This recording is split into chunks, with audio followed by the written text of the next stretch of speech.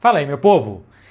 Esse vídeo não é uma prévia de Barcelona e Atlético de Madrid, embora seja um vídeo na prévia de Barcelona e Atlético de Madrid, um jogo perigosíssimo para o Barcelona. O Atlético ganhou 8 nos últimos 10 jogos, e se a gente for somar os 3 jogos anteriores, também são de vitórias. São 11 vitórias nos últimos 13 jogos do Atlético de Madrid.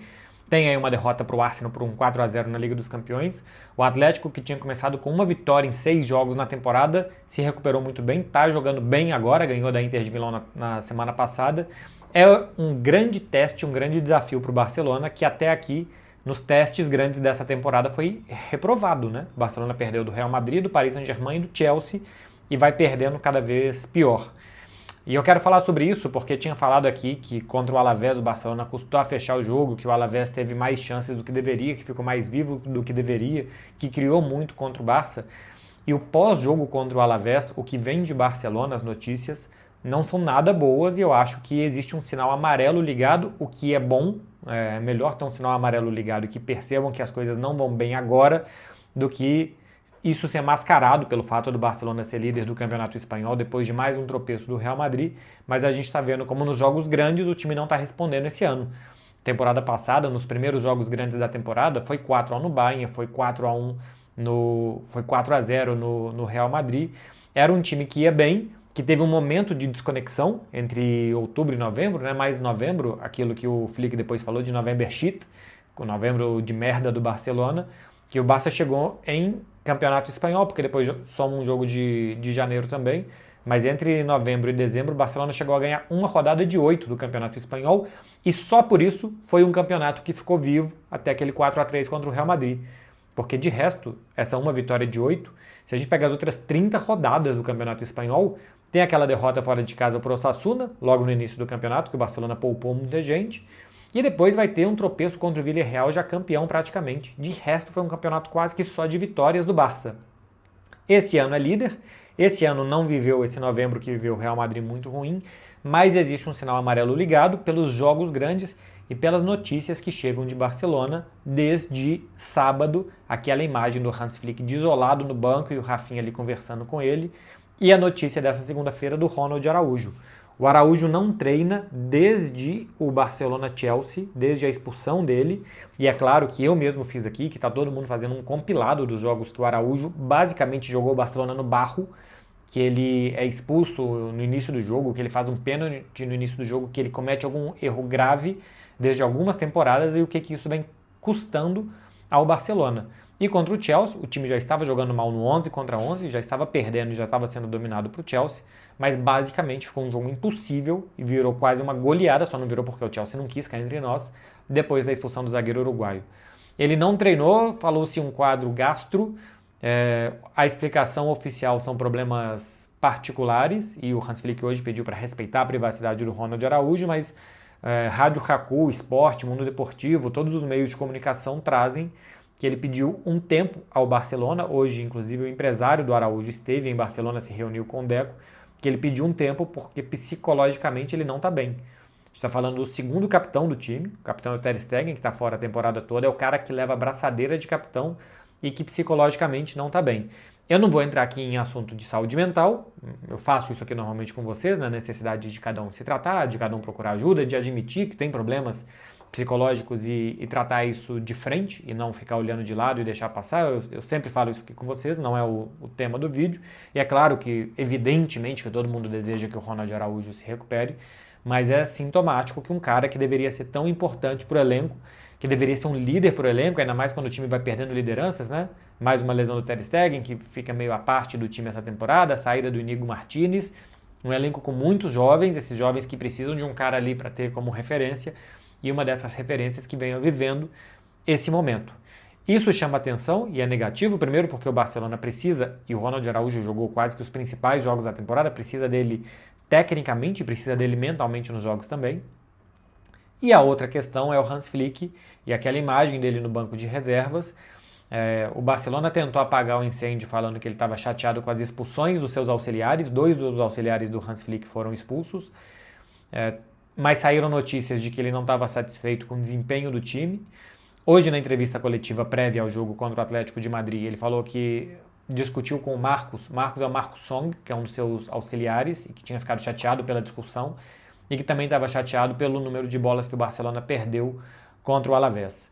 O Hans Flick tem entrevista também, pontuado que o time precisa de mais atenção, que o time precisa de mais intensidade. Quando perguntado sobre a questão física, ele fala que os caras estão voltando, mas que está vendo o time treinar, que o time está treinando bem.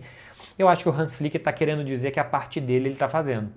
Que ele está tentando motivar os caras, que ele está tentando explicar para os caras como que tem que ganhar, da necessidade da intensidade. Várias vezes ele falou que o Lamine é ótimo com a bola nos pés, mas que também precisa trabalhar. Enfim, ele vem dando a entender, assim, de uma forma velada, porque não se pode também falar abertamente, que o time não está com a mesma atenção e com a mesma intensidade da temporada passada. É um diagnóstico mais ou menos que eu já fiz aqui, eu coloco muito na conta da questão física, das lesões de jogadores importantes, como Pedri, Rafinha e Lamine, que ficaram fora ou ao mesmo tempo, ou cada um em um momento, desse momento da temporada até aqui, né? A gente teve parte de agosto, setembro, outubro, novembro. 3 meses e meio. Em 2 desses meses o Rafinha esteve fora. O Pedri ficou fora mais de um mês. O Lamine entre idas e vindas, 5 jogos fora e muitos jogos sem estar 100%. Isso dá uma quebrada no time, mais a ausência definitiva do Iñigo Martínez, né, que saiu. Então são 4 jogadores muito importantes, do meio para frente os 3 mais importantes e o líder da defesa que não estão. Isso faz o time quebrar em relação ao que ele era na temporada passada. Mas aparentemente tem algo a mais. O Hans Flick chegou a falar na entrevista, não, eu tô forte, eu tô bem disposto, eu tô motivado, mas esse é o primeiro passo que alguém que não, esse é meio que um manual de alguém que não está se sentindo forte ou fortalecido fala. Eu lembro que há 2 anos, depois do Barcelona ganhar a La Liga no que era chamado de o 1-azerismo, né? O Barcelona vem do cruifismo, guardiolismo e depois do 1-azerismo, aquela Liga 2022-23 que o Barcelona ganha graças à defesa com o Xavi. A defesa, logo em outubro da temporada seguinte, já tinha praticamente tomado o mesmo número de gols da defesa daquele ano anterior. E o Xavi falou que o mais difícil do que ganhar é voltar a ganhar. Que os caras tinham que se manter motivados, atentos, mais ou menos o que está acontecendo agora. Na mesma época do ano, o Xavi estava avisando que não estava dando certo na temporada, que foi muito ruim, que ele pediu demissão no meio da temporada e terminou com todo aquele rocambole de acontecimentos, dele sendo reconduzido ao cargo e depois sendo demitido.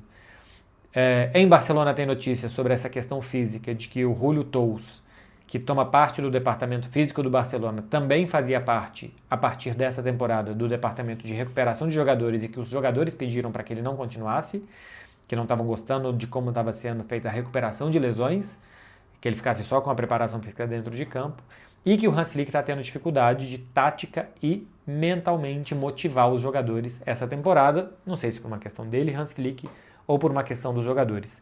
Tudo que eu estou falando aqui são notícias que eu sigo acompanhando de Barcelona, evidentemente que eu sigo acompanhando o dia a dia do clube, que tem me chamado a atenção, como que apesar da liderança, e normalmente quando o Barcelona é líder, quando o Barcelona está à frente do Real Madrid, esses problemas são um pouco mascarados, que apesar da liderança, que tudo isso está vindo à tona, que essas notícias estão saindo, que gente no entorno do Barcelona, e o Barcelona é um clube muito disso, dificilmente se vê isso tanto em outros clubes, o Real Madrid, por exemplo, não sai tanto, o Barcelona, apesar da liderança, tem saído isso, da dificuldade do Hans Flick de manter os caras fortes, motivados, que os jogadores não estariam com a mesma intensidade da temporada passada, que um dos líderes do vestiário está sentindo tanto uma falha individual, que a gente já tem o precedente de 2 temporadas atrás, que o Xavi disse abertamente em outubro, numa entrevista coletiva, desses problemas do Barça.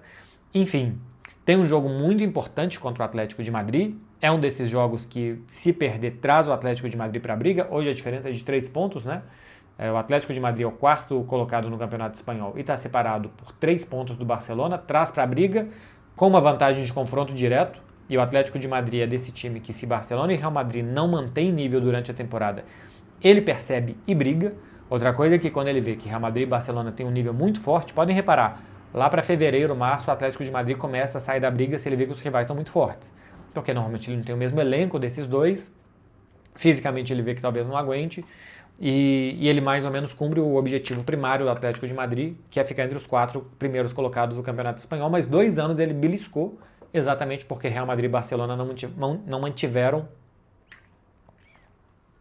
o mesmo nível durante o campeonato. O Real Madrid não está mantendo, está tendo dificuldade em todos os jogos. Me surpreendeu muito que o Real Madrid não conseguisse se impor contra o Girona na zona do rebaixamento. E o Barcelona contra o Alavés sofreu muito na defesa, permitiu muito. Vinha de ter tomado os 3-0 do Chelsea. Eu tinha gostado muito do jogo anterior contra o Atlético de Bilbao, achava que era uma mudança de chave do Barcelona, e contra o Chelsea foi um banho de água fria, qualquer otimismo que poderia ser criado. Precisa reagir num jogo grande. O Barcelona precisa mostrar no jogo grande que é capaz de atacar e atacar bem, e que também é capaz de se defender, não como na temporada passada, mas tem que começar a se defender melhor do que na temporada passada. Vamos ver se Koundé e Pau Cubarsí, que estão num nível muito abaixo da temporada anterior, o Baldé, que teve o início acidentado, se eles voltam a jogar bem. O Gerard Martin, eu não sei se vai ser mantido como zagueiro pela esquerda. Eu manteria. Eu acho que o normal é que jogue Pau Cubarsí e Eric Garcia, que o Koundé volte à direita, mas eu manteria o Gerard Martin na esquerda para ele ir ganhando confiança por ali. Hoje eu acho que ele pode ser um bom zagueiro pela esquerda, talvez pelo fato de ser o Atlético de Madrid ele não seja mantido, mas eu acho que é um cara para se ficar de olho. Vamos ver como é que o time vai se desenvolver, mas especialmente como que o fora de campo do Barcelona, como que o extra-campo vai continuar se desenvolvendo. Se a gente vai começar a ter mais um ciclo positivo do time reagindo e dando respostas, ou se a gente vai continuar vendo isso daí, um time que vira e mexe. O Hans Flick tem que falar da atenção, tem que falar da intensidade, tem que falar da necessidade de treinar bem, da necessidade de descansar. Vamos ver como é que as coisas vão acontecer e eu vou trazendo aqui para vocês. É isso, gente. Boa semana para todo mundo aí. Eu volto amanhã depois do jogo com a análise aqui do Atlético e Barça. Beijo para vocês. Tchau, tchau.